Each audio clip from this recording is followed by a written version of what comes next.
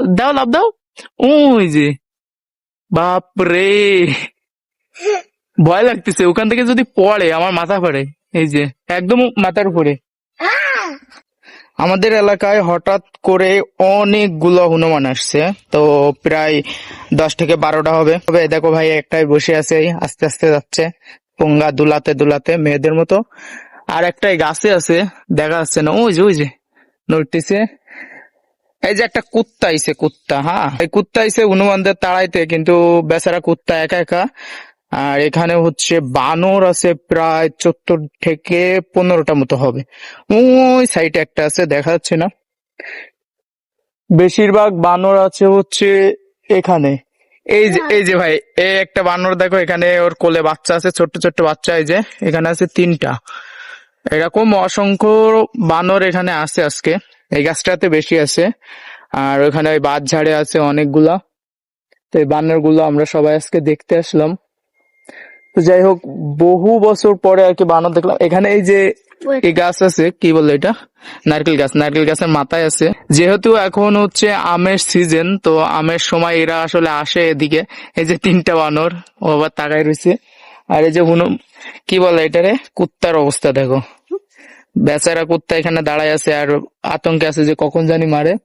এই যে ছোট বাচ্চা বানর ডাকতেছে এখানে। এই গাছের মাথায় আছে ওই যে বানর। আরো কই কই আছে তার কোনো ঠিক নাই, অনেকগুলো আছে। যাই হোক এভরিওয়ান, এরকম কিন্তু অসংখ্য হনুমান আমাদের এদিকে আসে আমের সিজনের সময়, যখন আম গাছে মুকুল আসে বা ফুল আসে সেই সময়। আর বানরের ডাক দেখছো ভাই, কিভাবে ডাকে, এরম করে ডাকতেছে।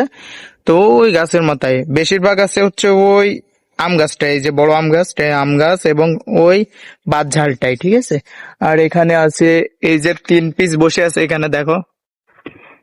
এই যে, এরা কিন্তু আসলে ভয়ঙ্কর না বা আক্রমণ করে না, যতক্ষণ না আমরা এদেরকে কোন রকম ভয় দিই বা মারধর না দিই, ততক্ষণ এরা একদম শান্ত প্রকৃতির, কোনো রকম কারোর কোনো ক্ষতি করে না। কিন্তু দুর্ভাগ্যবশত আমরা কি করি, গ্রামের মানুষ ওদের আসতে দেখে ভয় পায় এবং ওদের গায়ে ঢিল ঢিল ছুঁড়ে মারলে তখন ওরা একটু আক্রমণাত্মক হয়।